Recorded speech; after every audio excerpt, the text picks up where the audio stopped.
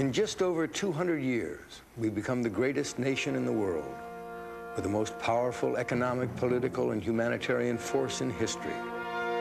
Through ingenuity, hard work, and common sense, we've forged a strength and a spirit that has advanced the cause of humankind. From the electric light bulb through the silicone chip to the first man on the moon and beyond, the United States has led the way. We've captured the energy of the sun and the wind. We're exploring the far reaches of the solar system. We can replace almost every major organ in the human body, and we can manipulate the molecules of life itself. Important breakthroughs in bioengineering, electronics, laser technology, computer technology, fiber optics. The list seems endless. Throughout our short history, we have consistently seized the challenges of our dreams and turned them into realities. But there is one most important dream yet unfulfilled, the dream of peace on Earth. That same ingenuity that gave us lasers and organ transplants has also given us a military capability beyond human imagination. There are right now 50,000 nuclear warheads in the world. Just one of our 37 strategic submarines carries more explosive power than was detonated in all of Europe and Japan during World War II. Yet, we can continue to research, test, and build more destructive weapons. Isn't it time that we direct our resources and our ingenuity toward creating a future safe from the threat of nuclear devastation? The nuclear age gives us no choice. Unless we do, we will become victims of our own genius. Where do we start? The first essential step is a comprehensive and verifiable test ban, a complete and total halt to all nuclear explosions, both U.S. and Soviet. Science can create designs for new weapons, but without the opportunity to test them, they won't be produced or deployed. Without testing in the 1950s, there would be no hydrogen bomb. Without testing in the 60s, there would be no nuclear weapon so small that we could fit 14 of them in a nose cone, or carry one in a backpack. Without testing in the 70s, there would be no neutron bomb, which leaves property undamaged but destroys all human life. And by stopping testing now, neither we nor the Soviet Union will be able to build nuclear-powered lasers to extend our battlefields into space. A comprehensive test ban is the most effective and verifiable first step in reversing an ever-escalating nuclear arms race. Dr. Glenn Seaborg, Nobel Prize winner and former chairman of the Atomic Energy Commission. Well, I just feel that we've got to do something to reverse it. I'm afraid that if we don't, these nuclear weapons are going to be used. I saw one hydrogen bomb explosion, and it's an awesome, terrible sight. A test ban could give, and probably would give, a technological advantage to the United States by stopping testing now.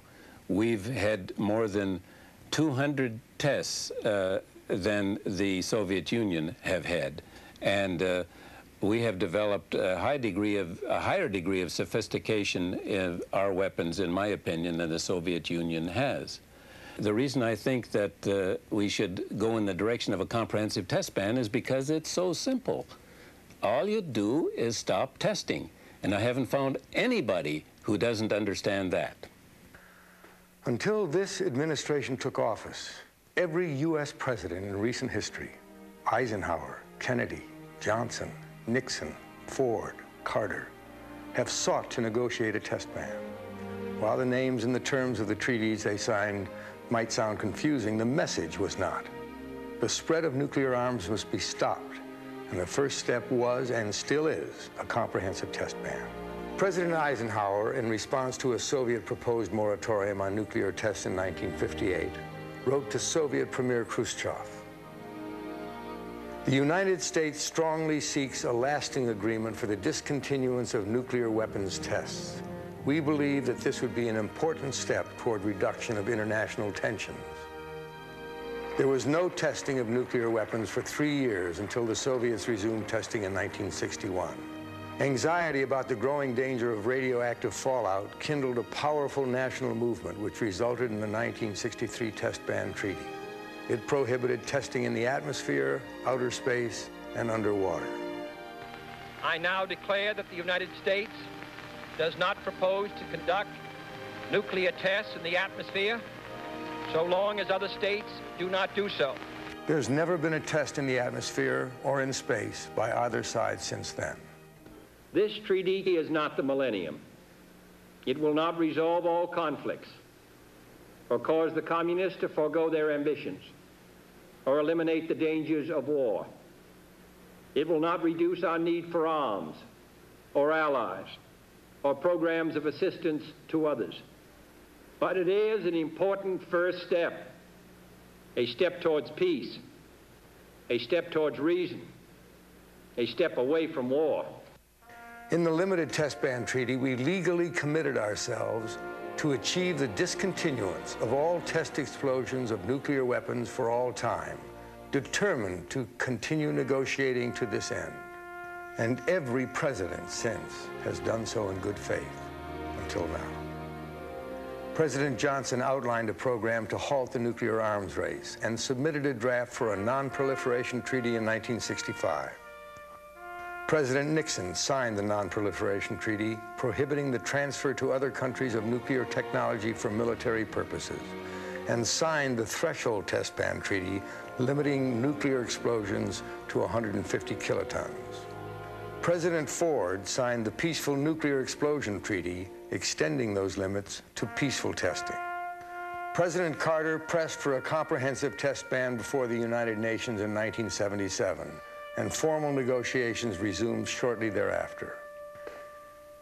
In 1982, this administration put a halt to our historical commitment to negotiate a comprehensive test ban. Defense Secretary Caspar Weinberger explains why. We think that ratification of that treaty is clearly not warranted, that it would, first of all, cannot be verified effectively. And if we cease nuclear testing, either by a moratorium or by congressional mandate or treaty, that would really injure very severely our security interests. Former arms negotiator Paul Warnke disagrees with the administration position. Stopping testing would make us more secure. As I say, what is security in a nuclear age? Security in a nuclear age is to have an assured retaliatory deterrent.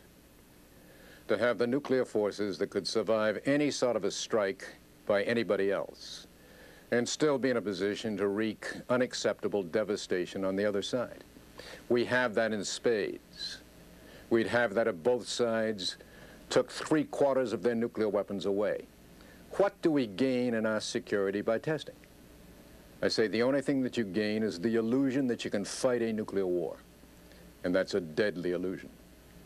We are at a point in U.S.-Soviet relations where we can end nuclear explosions.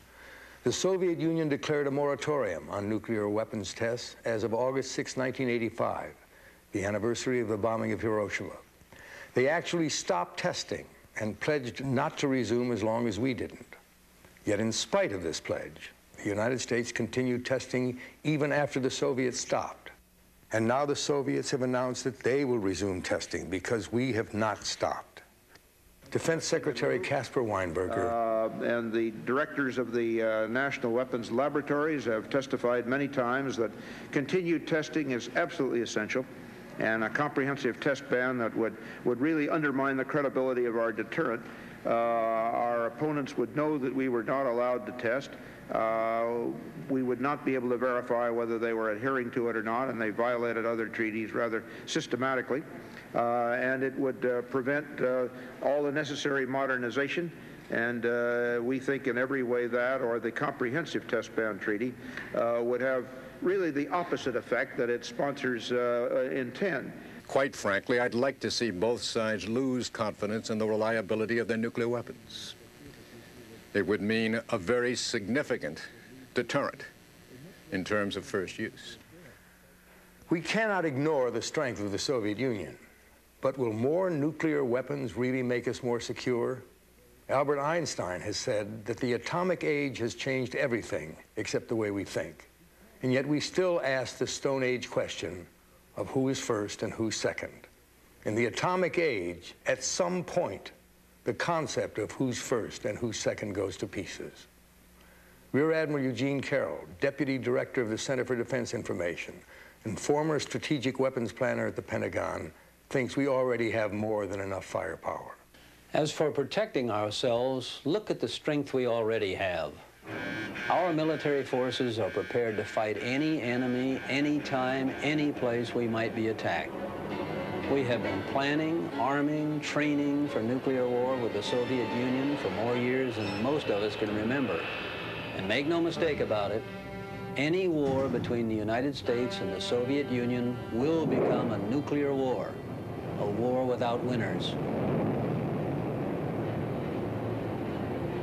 As a result of 40 years of nuclear testing and production, at this moment we could explode 11,500 nuclear weapons on the Soviet Union, and they can explode 9,500 weapons on us. Right now we have over 1,000 land-based missiles and silos ready to deliver thousands of nuclear warheads on any country in the Northern Hemisphere, beginning 30 minutes from right now. Our most powerful deterrent is the ballistic missile nuclear submarine. Our fleet of 37 strategic submarines is hidden in the world's oceans. Right now, on one U.S. submarine, there are at least 160 nuclear warheads aimed at Soviet targets, or one H-bomb for every city in the Soviet Union with a population over 250,000. In virtually every field of military technology, America is years ahead of any other nation, from rocket propulsion to navigation guidance, from machine intelligence to telecommunications. We have more than enough military force and weapons to defend our land, our lives, and to help our allies at the same time. Under no circumstances, even a surprise nuclear attack, would we lose the ability to launch a devastating retaliatory strike with at least 5,000 nuclear weapons. And yet, with so much military strength, we've been warned over the years about a weapons gap between us and the Soviet Union. Warned about the possibility that the Soviets might have more bombers or more missiles than we do. Overall, the United States has a larger and more reliable nuclear arsenal than the Soviet Union. In intercontinental ballistic missiles, the Soviets have an advantage, but on submarine-launched ballistic missiles, the U.S. is in front. And on long-range bombers, we're way ahead. In all, the United States has 2,000 more strategic nuclear weapons than the Soviet Union has. Rear Admiral Jean Larac suggests that the Pentagon has sent such warnings in order to continue the arms buildup. They want to suggest to us that there is a gap in the size of our forces and the Soviet forces. And they suggest that if we can explode more nuclear weapons, we can close that gap. Now, this whole gap business is as phony as a $3 bill. Many members of Congress agree that increased spending will not make us more secure. Congressman Jim Leach, co-sponsor of the House resolution for a comprehensive test ban treaty.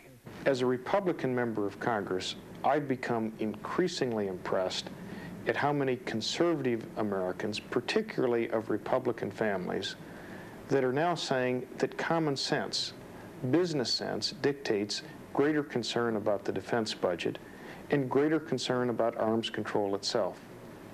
The test ban symbolizes it all. It is the logic of our times. If you can't have a test ban, you can't have any significant arms control. If you can't have a test ban, you're saying you're going to give up on the issue of nuclear proliferation. The fact is, we can have a test ban. It's within our reach, and it's in our reach in a very time-sensitive way. It can be done soon. House Majority Leader Jim Wright. If we sit here and say, oh no, we're not going to agree to stop testing new nuclear weapons, even if the Soviets are willing to do so, until first they've agreed to something else. And then they say, oh no, we're not going to agree to something else until first you're willing to agree to this. There won't be any progress made. And all of our tomorrows will be as all of our yesterdays, lighting fools the way to dusty death. A majority of both houses of Congress voted for resumption of comprehensive test ban talks. By the year 2000, experts say that as many as 15 countries could have the technology to develop nuclear weapons. Nuclear proliferation must be stopped.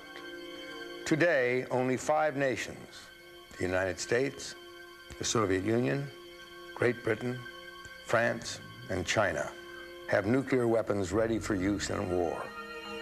But U.S. government studies have identified a number of other nations around the world which are actively attempting to develop their own weapons, and they cannot build them without testing.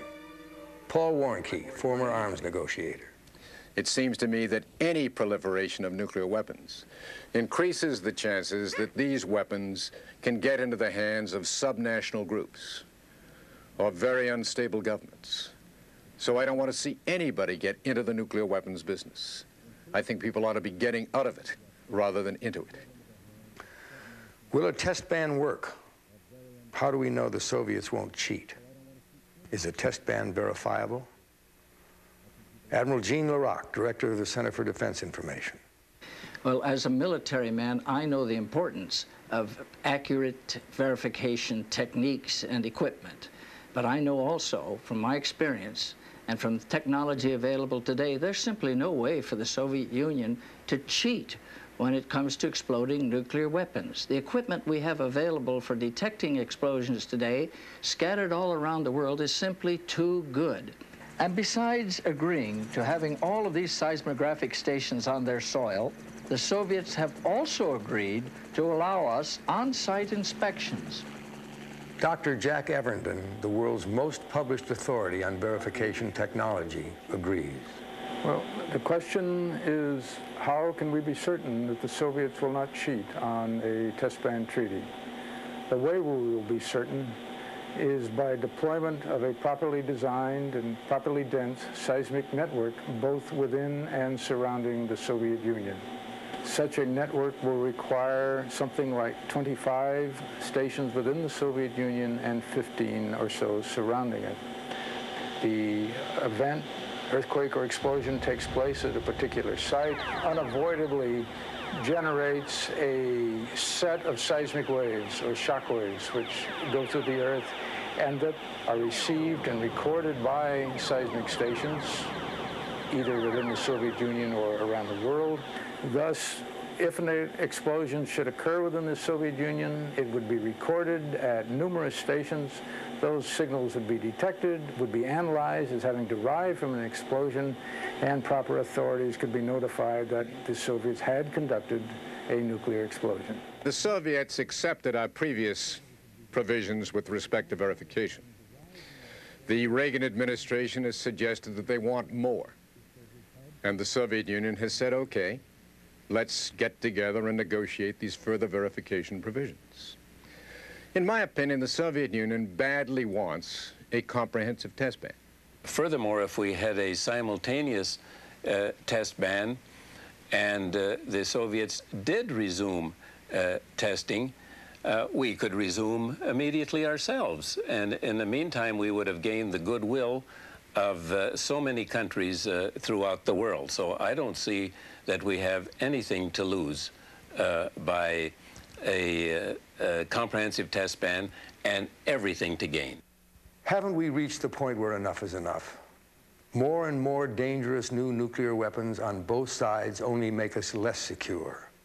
Do we really need a weapons system that will bypass all human intelligence? Putting decision in the hands of computers makes accidents even more possible under crisis conditions. Testing and deploying new weapons is not the answer. Recently, leaders representing 6 nations from 5 continents appealed to President Reagan and Soviet leader Gorbachev to refrain from further nuclear testing. They offered to assist in monitoring compliance with a test ban. The American people are showing the same concern here at home. What we're seeing in this country is a movement pushing from the bottom up, from the hamlets and villages and towns of America to Washington. The test ban movement that succeeded in 1963 started in a working mother's living room. One of the women who started that movement in 1961 was Dagmar Wilson of the Women's Strike for Peace. 20-odd years ago, I was a young mother with a job. I'd never done anything political, but except the PTA, if you call that anything political. But I got very, very worried about the nuclear testing and the possibility of nuclear war. And I was also indignant because I was only a mere woman and nobody ever asked my opinion about anything. And I called up some of my friends, working mothers like myself. We gathered in my living room one evening because, to my great surprise, they were all as upset as I was. We just never happened to have discussed these things before. To a woman, we agreed that it was time our voices were heard, that we must not leave everything to the men to decide. Well, 6 weeks after that first meeting, and a great, very, very busy time it was. We were learning everything for the first time, of course. We were learning to operate mimeograph machines. We got telephone ears from communications. We learned how to deal with the press. We were fearless. And of course, because we'd never done it before and we're discovering our skills for the first time, we were so excited. I think if we'd had some good advice, we might have been scared to death and we never would have pulled it off. But in any case, it only took that long, 6 weeks, for 500,000 women to get out on the streets and to demonstrate in 60 cities in front of their state capitals or their city hall or whatever they happen to have, and protest the nuclear arms race and say they wanted a test ban treaty. And we made an impression. I mean, we did eventually get a partial test ban treaty. And President Kennedy's science advisor at the time gave a great deal of credit to the women for helping to bring this about. And I like to remember that, because it's been a very frustrating time since then, but it makes me believe that if we keep on struggling, we can be effective a second time and a third, and eventually, maybe, bring about an end to the nuclear arms race. The commitment demonstrated by the 1961 test ban movement is even more critical today.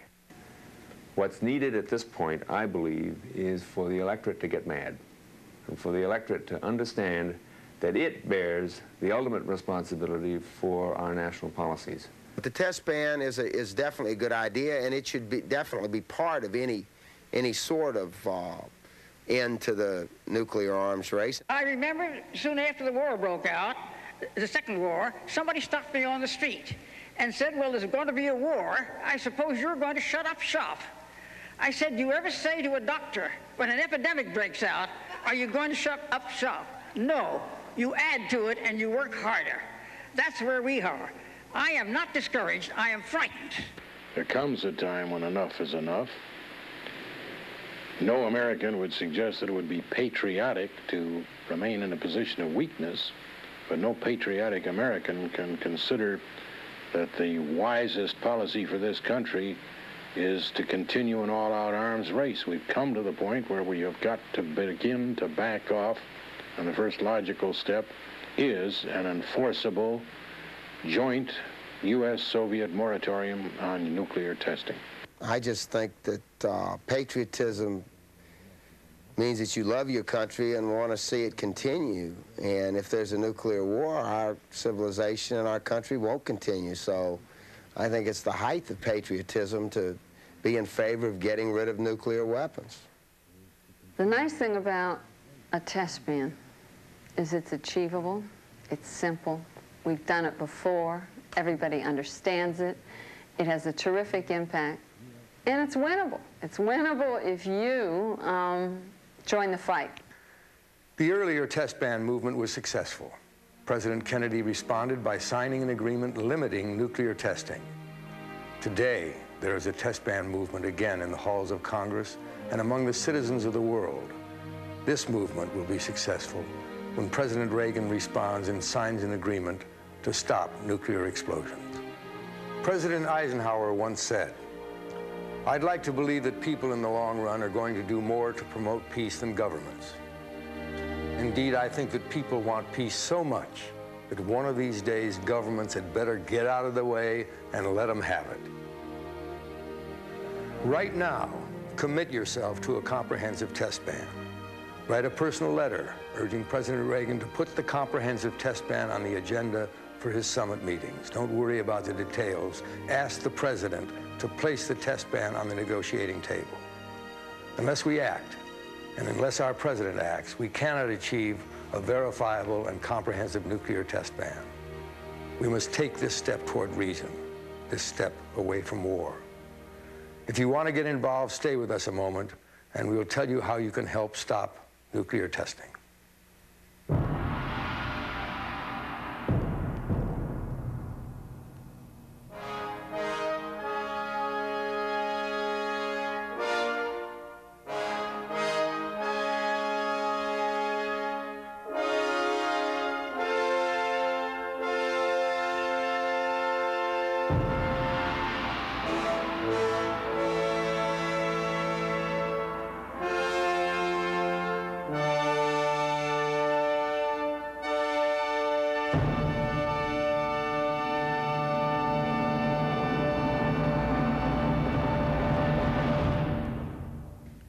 We have just seen men and women who support, as I do, a comprehensive test ban.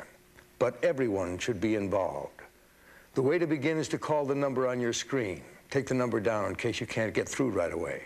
Call. Ask for your own viewer action guide. Whether you want to better inform yourself about the issue, get active in your own community or join a national group working to end nuclear explosions. The guide tells you how to get in touch with individuals and organizations working to stop nuclear testing, how you can get a video cassette of this program. The guide will provide addresses so that you can contact elected officials. Call, get involved with me and thousands of others. Thank you very much.